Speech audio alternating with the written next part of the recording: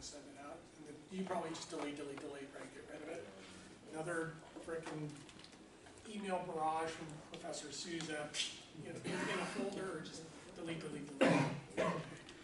So I'm gonna have a training session, evaluation training session on Saturday. It'll start at 11. I may go to 3, but I may not go that long. So you gotta tell me if you're gonna come and what time you're gonna come. So I'll do Wells Fargo on a Saturday, starting at 11. Also bring your memos. I'll read through your memos. I'll also bring the solutions manuals. So if you have any problems on any of the homeworks or the exams, you can look at the solutions to expedite the process so you're not getting bogged down. Yes?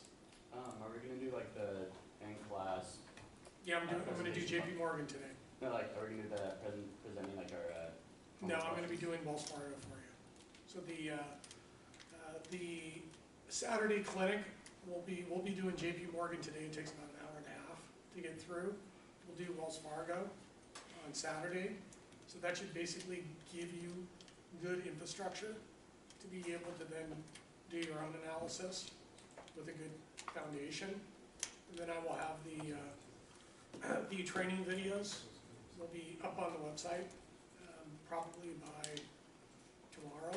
But for like the actual like homework assignment, like Oh yes. Are we going to present those in class like we normally do? No. Okay. We don't have time. Will you record what you do on Saturday for Wells Fargo? Put it on Yeah. And actually, somebody came in. One of my students from last night's class. He's going to be joining the team. The CFA, Chartered Financial Analyst Institute, does a stock valuation challenge every year in May, and he's going to join that. And he's already met with some of their team members, and they were going over some stuff, the valuations. Is that Mike? Yeah. Yeah. And Mike was like, "Oh, you've already gone over that like 5 times in our class." I think. Like, really? I think I'm going to do that too. Are you? Yeah. No, it's a great opportunity to get in front of some hiring managers and some people. So in really good training, plus you'll be 5 steps ahead of everybody because you've been in this class. Yeah. And then going through these clinics, you'll be in really good shape. You and Mike will probably lead the team. Okay, and I'll help you guys out too. Okay. So let's get started. So JP Morgan, first thing I would do is go to a stock chart and look at the price patterns. I went back to 2003, which was 2002, which was basically the bottom of the last recession. So we basically have 2 recessions here. We have 2002, 2001, and 09. Actually, let me go back another year.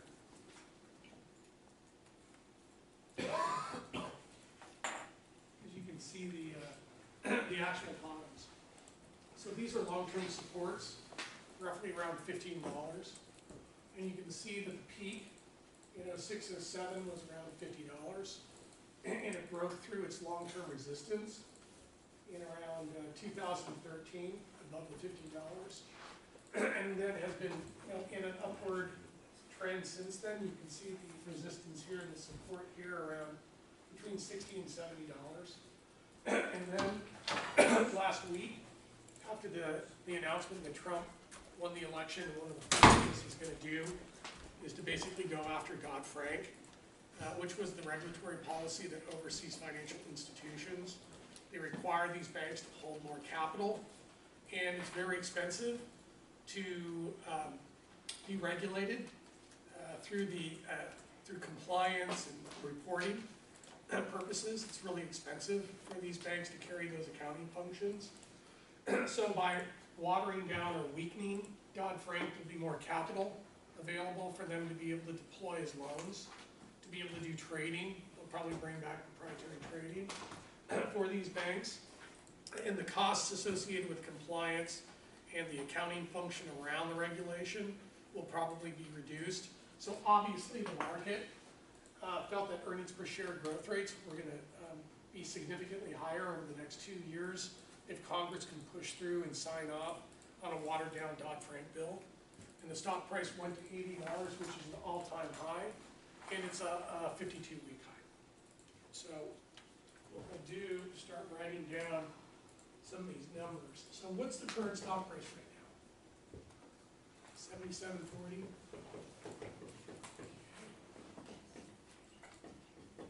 And what you're going to do is you need to bring up NASDAQ, you need to bring up big charts, stock charts, S&P Net Advantage, Value Line, Mergent, Morningstar for JP Morgan. You need to bring the data up because I don't have all the data in my head.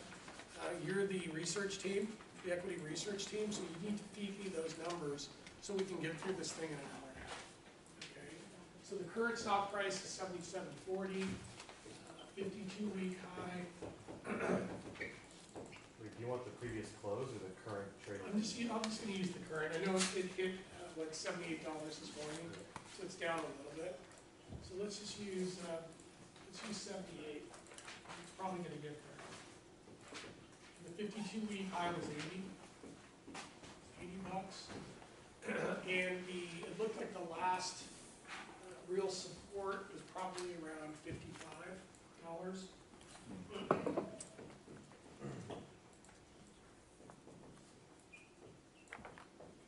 We just got some stock numbers. So what I'm going to do is I'm going to go look at the 5-year trend. And the stock price really bottomed out in 2011. So you can see that the stock has been in an upward trend since then. So what you can do is you can draw a slope like this and then end it right here. And then as you can see, 2016, which is roughly a year, is basically the size of this marker.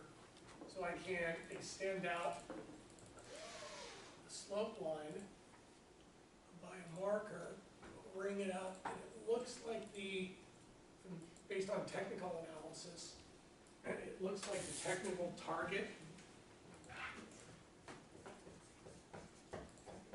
price,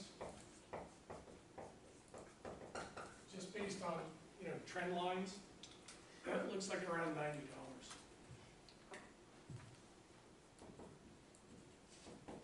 That's basically one of your first valuations, is just using technical analysis based on the slope lines.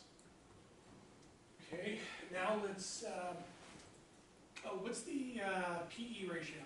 What's the multiple?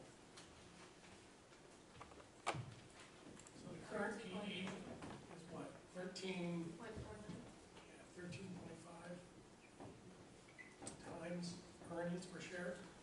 That's going to give us another benchmark, and we're going to be able to manufacture some multiples and be able to do the valuation based on the multiple approach. So what's our first approach that we're going to use to come up with a valuation? Perpetuity. Thank you. Perpetuity. What do we need to calculate the intrinsic value using the perpetuity approach? What do we need? Cash flow. We need some cash flows, and what are we using? EPS. We're using EPS. So what EPS do we need? The next year's. Yeah, which is 2017. 2017. So don't we want to probably go back a little bit? Yeah. To get an idea of what EPS has been. So can you go up to S&P, Value Line, Mergent, go up to NASDAQ, go up to Market Watch. Give me the 2015, 16, if you can. Give me any estimates on 2017, that would be pretty awesome. And you can just yell out the numbers. Everybody's got to be doing the research to find the data. For the fiscal year 2015, it says Which one? Which source are you using? NASDAQ. Okay, got it. It says the EPS is 6. 6.0. Do you have any 16 estimates? The 2016 it has is 4.48. Seems a little low to me. That's Do you have any 17 estimates? No. Okay. Anybody else? I need a survey of data. Now, are these numbers for 2016 and 17, are these pre or post-election? Pre. Pre, okay. So the earnings expectations adjustments haven't been communicated yet in those sources. Can you look up S&P or Value Line or Urgent or Market Watch or S&P or Value Line? Can you look up the data and give that to me?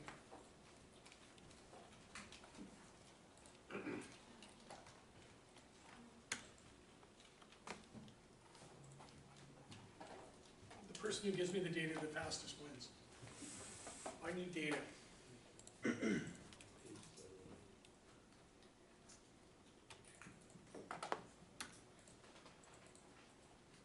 So I got 21 analysts working on this. I have 21 analysts working on this.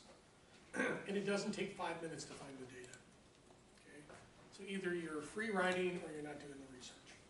Okay? I need you to do the research or it's gonna take all class and then I won't get through the whole lecture. So for value line, Yeah, great. 2015 says 6. Okay, Estimated for 2016 is 5.95, okay. and estimated for 2017 is 6.15. And is that a full year? Huh? Is that a full year or a partial year? I'm not sure. Just says. And are these diluted earnings per share or non-diluted earnings per share? Do we want to use diluted or non-diluted? Non-diluted. Okay, what did you get for 17? Is that a full year or a partial year? I don't know how it would say, but Well, does it just say 2017? yeah, it just says. Okay, what is it? 6.15. Okay. Anybody else? Market Watch only has 2015. Okay, I can find it, but it's 6.06 for the 2015. okay. And there's no 16? It, no, currently, it has a chart. Okay. That's another myself. All right. And what about NASDAQ? Does NASDAQ give you an estimate of 2017, even if it's a partial year? When I was on it, didn't give it. No? Okay. Merchant for Yep. 2015 is 6.0, Thank you. Do we and have, then 2016 is 5.85. And there's no, I'm still looking. okay. And no, S&P doesn't give you a net advantage. For JP Morgan, it doesn't give you any estimates. Thank you.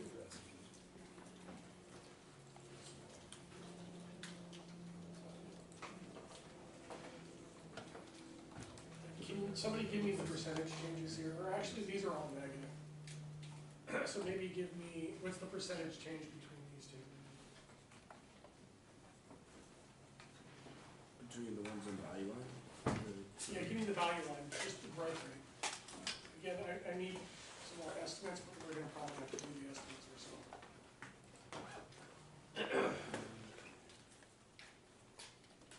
Does Morningstar give you anything? Does the Morningstar report?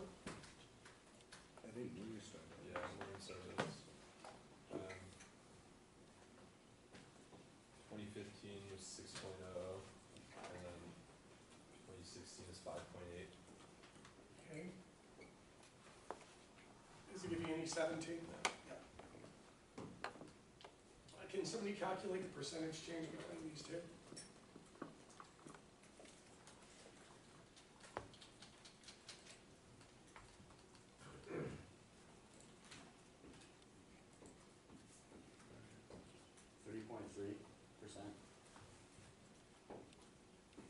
I hate one data point.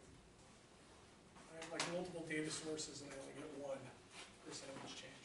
That's really hard to be able to do a forecast.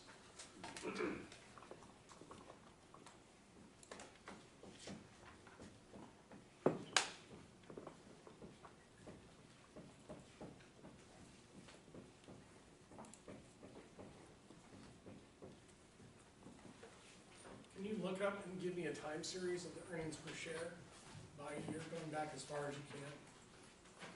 Give me those numbers, please.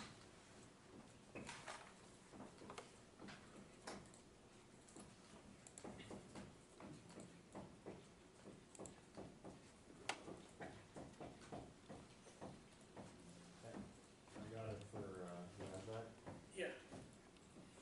far back can you go? Since I've been a while, I can go back to 2005.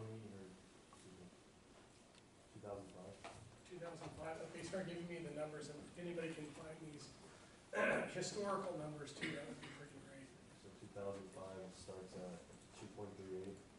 2.4, can you round up? Yeah, it's then 4, Then 4, 4, 4.3, okay, 4.4, excuse me. okay. And is everybody checking these numbers to make sure that they're correct? Yeah. Yep, thank you. And then 2008 is 1. What's 2007, sorry, that's okay. You guys can just yell out the numbers too. That is 4.4. For 2007, Yes, sir. and then what was 2006? What? 4. Thank you. And everybody's verifying these numbers?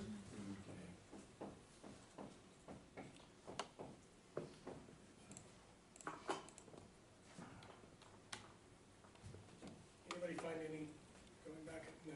You want 2008 through, Yes, please. 2008 is 1.4. Okay, 2009 is 2.3. okay, 2010 is 4. okay. And then 2011 is 4.5. 4.5, And then 2012 is 5.3. okay. And 2013 is 4.23. 4.3, okay. And 2014, Is 5.3. 5.3, 2015 is 6. 6. 2016 is 4.4. And would it be, and 16 was, here we go, right here. So this is the high. And this is the low. And this is the mid. And the mid. So which one do you want to use for 2016? This will just be a starter, so we have at least a plug. So which one do you want to use? 5.8. Okay, this one. Remember, that's pre-election. Okay. Alright. Can you start giving me the percentage changes? Anybody find any history? Can you start giving me the percentage changes?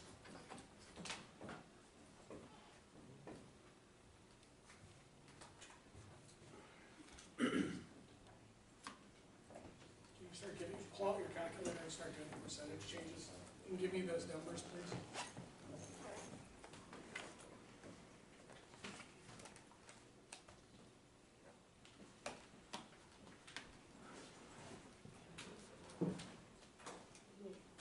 Yep, hello?